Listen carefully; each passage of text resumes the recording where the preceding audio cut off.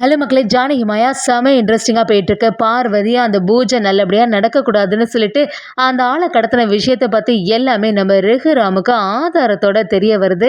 இனி பார்வதியோட சூழ்ச்சிக்கு ஆப்பு வைக்கிற மாதிரி நம்ம ரகுராம் அவங்கள சாட்டையால் வெளுத்தெடுக்க போகிறாங்கன்னே சொல்லலாம். ரொம்ப நாளுக்கு அப்புறமா நம்ம ரகுராம செம அதிரடியாக காட்ட போகிறாங்க. வீடியோக்குள்ள போகிறக்குள்ளே நம்ம சேனலுக்கு சப்ஸ்கிரைப் பண்ணுங்க, அப்படியே பக்கத்தில் இருக்க பெல் ஐக்கனை கிளிக் பண்ணுங்க.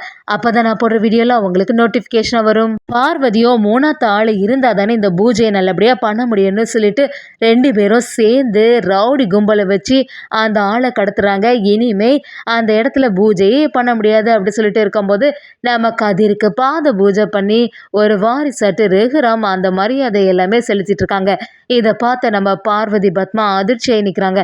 நாம் ஒரு பிளான் பண்ணி எப்படியாவது இந்த பூஜை நடக்கக்கூடாதுன்னு பார்த்தா கடைசி நேரத்தில் இந்த கதிர் பையில் இப்படி உட்கார வச்சுட்டாங்களே அப்படி சொல்லிட்டு பார்வதியும் யோசிக்கும் போது பத்மாவும் சரி விடு, இது வரைக்கும் நம்ம என்ன பிளான் பண்ணாலுமே கடைசி நேரத்தில் சொதப்பல் ஆகிடுது.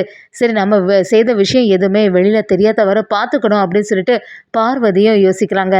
அதே சமயத்தில் நம்ம கதிரும் சாப்பிட்டுட்டு இருக்கும்போது கரெக்டாக ஒரு ஃபோன் கால் வரவும் அந்த ஃபோன் எடுக்கிறாங்க.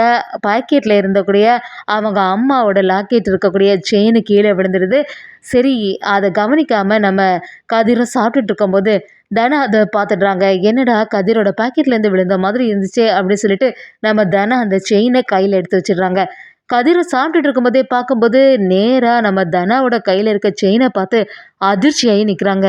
ஐயோ, இவ கையிலையா செயின் இருக்குது, செயினுக்குள்ளே இருக்கக்கூடிய லாக்கெட்டை மட்டும் பார்த்துட்டானா பெரிய பிரச்சனை ஆகிடுமே அப்படின்னு சொல்லிட்டு நம்ம கதிரும் எப்படியாவது தனா கையில் இருக்கக்கூடிய செயினை நம்ம வாங்கிடணும்னு சொல்லிட்டு நம்ம கதிரும் தனா கிட்ட போய் தனா அந்த செயினை தான் அப்படி கேட்கும்போது நம்ம தனாவும் என்னாச்சு, எதுக்கு இவ்வளோ பதட்டம் ஆகுற, செயின் தானே கையில் வச்சிருக்கேன், அதுக்காக எதுக்கு உன்னோட முகமே மாறி போச்சு அப்படி கேட்கும்போது நம்ம கதிரும் அது எதுவும் இல்லை, எப்போவுமே என் கூடயே இருக்கிறதுல அதனால தான் கேட்குறேன்னு சொல்லிட்டு நம்ம தனா கிட்ட இருந்து கதிர் வாங்கிடுறாங்க. ஆனால் நம்ம தனாவுக்கு ஒரு சந்தேகம் வர ஆரம்பிச்சுட்டு, கதிர் எதுக்கு ஏதோ ஒரு பெரிய விஷயத்த நம்மக்கிட்ட இருந்து மறைச்சிட்டே இருக்கான், கூடிய சீக்கிரமாக அதை கண்டுபிடிக்கணும்னு சொல்லிட்டு நம்ம கதிரை யோசிக்கிறாங்க. சரி, பூஜை எல்லாம் நல்லபடியாக சிறப்பாக முடிஞ்சிட்டேன்னு சொல்லி நம்ம ஜானகி எல்லாருமே வீட்டுக்கு வரும்போது ரகுராமுக்கு ஒரு குழப்பத்தோடு இருக்காங்க. நம்ம 3 ஆட்களை அரேஞ்ச் பண்ணோம், இன்னொரு பையனுக்கு என்ன ஆயிருக்கும், அந்த பையனை சீக்கிரமாக கூட்டிகிட்டு வருவாங்கன்னு சொல்லியிருந்தாங்க. கடைசி நேரத்தில் அந்த பையனை காணும், என்னவா இருக்கும் அப்படின்னு சொல்லிட்டு நம்ம ரகுராம் ஒரு குழப்பத்தோடு இருக்கும்போது அவங்க அம்மாவும் ஆமாம் எனக்கும் அதே சந்தேகம்தான் இருக்கு ரகு, என்ன ஆச்சுன்னு சொல்லிட்டு நீயே விசாரிச்சு பாரு அப்படி சொல்லும்போது நம்ம ரகுராமும் அதெல்லாம் ஆட்கள் எல்லாம் அரேஞ்ச் பண்ணக்கூடிய அவங்கள்ட்ட பேச ஆரம்பிக்கிறாங்க. சரி, உங்களுக்கு அந்த 3வது பையனை பற்றி ஏதாவது ஒரு தகவல் கிடைச்சுன்னா எங்ககிட்ட சொல்லணும் அப்படின்னு சொல்லிட்டு நம்ம ரகுராம் அவங்கள்ட்ட சொல்லி வைக்கிறாங்க. அதே மாதிரியே அந்த ஆட்களை அரேஞ்ச் பண்ணக்கூடியவங்களும் என்னாச்சு, நம்ம 3வது ஒரு பையனை இந்த பூஜையில இருக்க வைக்கலான்னு நினைச்சிருந்தோம், ஆனா அவனை காணலையே, அவனுக்கு ஏதாவது ஆபத்து வந்திருக்குமோ, அதுவும் நம்ம பொறுப்புல விட்ட பையன், அம்மா இல்லாத பையன் வேற, எப்படியாவது அவனை கண்டுபிடிக்கணும்னு சொல்லிட்டு அவங்களும் யோசனையில இருக்கும்போது ஒரு கட்டத்துல அந்த பையனை கண்டுபிடிக்கிறாங்க. அவங்கள்ட்ட என்னாச்சு, அந்த பூஜையில நீ கலந்துக்கல, கடைசி நேரத்துல உன்னை காணலன்னு தெரிஞ்ச உடனே வேற ஒருத்தங்களை வச்சுதான் இந்த பூஜை நடத்துறது அப்படி கேட்கும்போது இல்ல, நான் கோவிலுக்கு வழக்கம் போல அந்த பூஜைக்காக தான் வந்திருந்தேன், ஆனா கோவில் வாசல்லே 2 பேர் என்னை தடுத்து நிறுத்தி கடத்திட்டாங்க அப்படி சொன்ன உடனே என்ன சொல்ற நீ, இப்படி யாரும் உன்னை கடத்திருப்பா அப்படி கேட்கும்போது எனக்கு ஏதோ அந்த குடும்பத்துல உள்ளவங்க மேலதான் சந்தேகமா இருக்கு, அந்த பூஜை செய்யறதுக்கு வந்திருந்தாங்கல்ல அந்த குடும்பத்துல உள்ளவங்களை யாரோ ஒருத்தங்க தான் அவங்களுக்கு பிடிக்காதவங்க இப்படி செய்திருக்காங்க அப்படி சொன்ன உடனே அதை கேட்டு அப்படியே அதிர்ச்சியாகி நிற்கிறாங்க. என்ன சொல்ற நீ, இதை எப்படியாவது ரகுராம் ஐயா கிட்ட சொல்லணும், உனக்கு அவங்கள பார்த்தா அடையாளம் தெரியுமா அப்படி கேட்கும்போது ஆமா எனக்கு நல்லாவே அடையாளம் தெரியும், என்னை கடத்திட்டு போனவங்கள நான் மறக்கவே மாட்டேன், நீங்க இப்பவே அவங்க வீட்டுக்கு கூட்டிட்டு போனீங்கன்னா நான் நேரடியாக அவங்கள பார்த்து சொல்லுவேன் அப்படின்னு சொல்லும்போது அந்த ஆளும் சரி, நம்ம 2 பேரும் சேர்ந்து ரகுராம் ஐயோட வீட்டுக்கு போகலான்னு சொல்லிட்டு கிளம்பி வராங்க.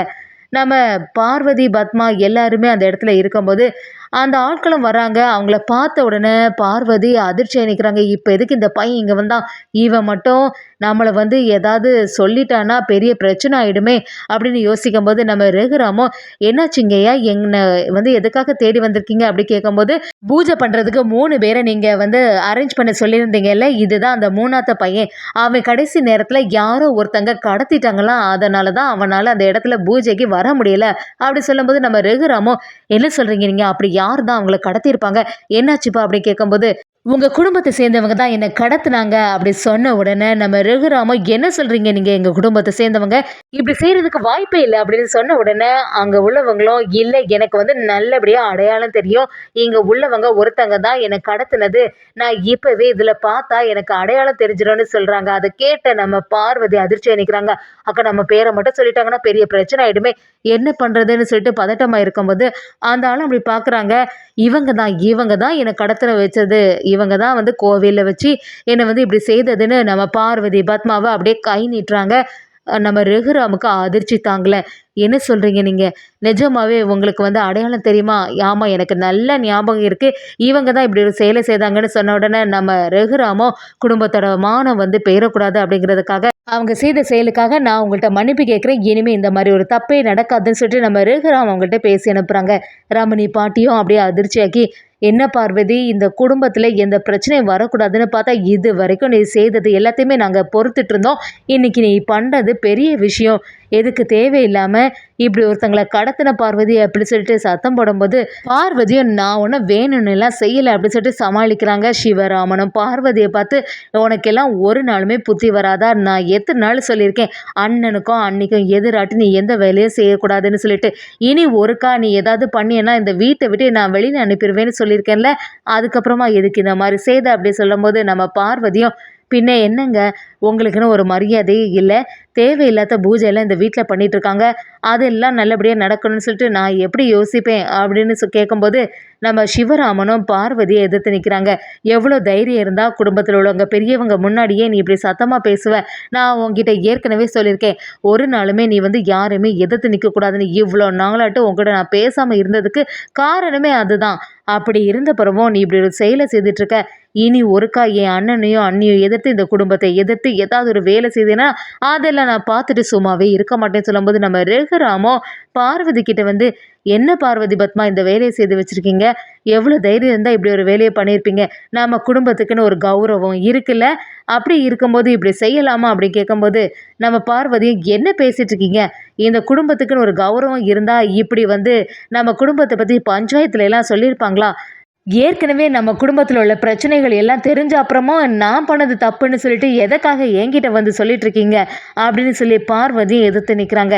இது வரைக்கும் குடும்பமான நல்லபடியாக இருக்கணும்னு சொன்னீங்கல்ல, அப்போ பஞ்சாயத்தில் வச்சு நடந்தது எல்லாமே உங்களுக்கு தெரியும் தானே, எல்லா தப்புமே பண்ணது யார் அப்படின்னு சொல்லிட்டு பார்வதி ரகுராமை எதிர்த்து நிற்கும்போது நம்ம ரகுராமன் ஒரு கட்டத்தில் பார்வதி பத்மாவை சரியாக வெளுத்தெடுக்கலான்னு போகிறாங்க. சிவராமனும் நம்ம பார்வதியை ஒரு அரைஞ்சு எவ்வளோ தைரியம்தான் என் கண்ணு முன்னாடி என் அண்ணனையும் நீ எதிர்த்து பேசுவ? அண்ணன் எது செய்தாலுமே நல்லதுக்காக தான் இருக்கும். அண்ணன் அண்ணி வந்து இந்த பூஜையை நல்லபடியாக நடத்தணும்னு சொல்லிட்டு தானே இந்த வேலையை செய்தாங்க. அப்படி இருக்கும்போது நீ பண்ணது பெரிய தப்பு தான் பார்வதி. இது வரைக்கும் நீ பண்ண தப்புக்களை நான் மன்னிச்சு விட்டுட்டு இருந்தேன். இனியும் நான் உன்னை மன்னிச்சு விட மாட்டேன். ஒரு நிமிஷம் கூட இனி இந்த வீட்டிலேயே இருக்கக்கூடாதுன்னு சொல்லிட்டு சிவராமனும் ரகுராமும் சேர்ந்து அப்படியே பார்வதியை வீட்டை விட்டு வெளியில் அனுப்புறதுக்கு தயாராகிட்டாங்கன்னே சொல்லலாம்.